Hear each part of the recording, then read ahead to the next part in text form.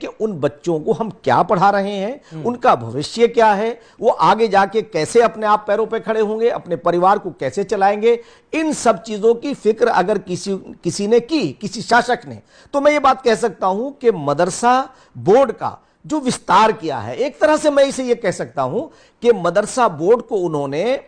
अब तक सिर्फ मुसलमानों को इसका फायदा होता था, मदरसों को फायदा होता था, अब उसका एक माइनॉरिटी प्राधिकरण बना करके, यानी अल्पसंख्यक शैक्षणिक प्राधिकरण बना करके, जो 6 अल्पसंख्यक में और समाज आते हैं, जैसे बौद्ध है, ईसाई हैं, सिख हैं और पारसी हैं, मुस्लिम हैं, जैन हैं, उन सबको शामिल करके जो एक ही छत के नीचे उनके द्वारा यानी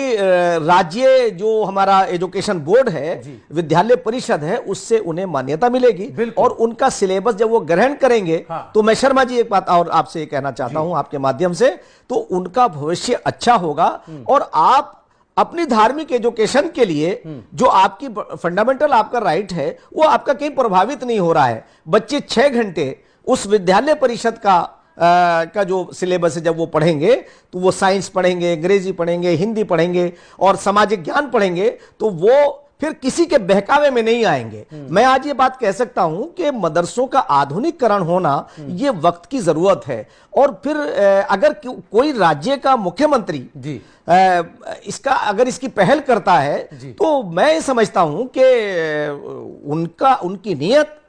उनका कार्य, वो आप उस पर कैसे प्रश्न चिन्ह लगा सकते हैं। उन्होंने सब बच्चों को जो विद्यालय परिषद में पढ़ते हो या मदरसों में पढ़ते हो, उन्हें मेन स्ट्रीम से जोड़ने के लिए जो कार्य किया है, वो अति सराहनीय है, जिसे 60 साल तक कांग्रेस ने अपने कार्यकाल के अंदर सिर्फ और सिर्फ उन्हें वोट बैंक बनाया और इनके मीडिएटरों के जरिए से, जो उनके मीडिएटर थे, उनके जरिए से उन्हें मुख्य जो मेन स्ट्रीम की एजुकेशन थी उससे दूर किया। नतीजा यह हुआ कि वो मेन स्ट्रीम से कट गए और वोट बैंक बन गए। अब जब वोट बैंक बने, तो जिस तरह से जो बात आप कहते हैं वो चीज वो आपकी मान लेते हैं।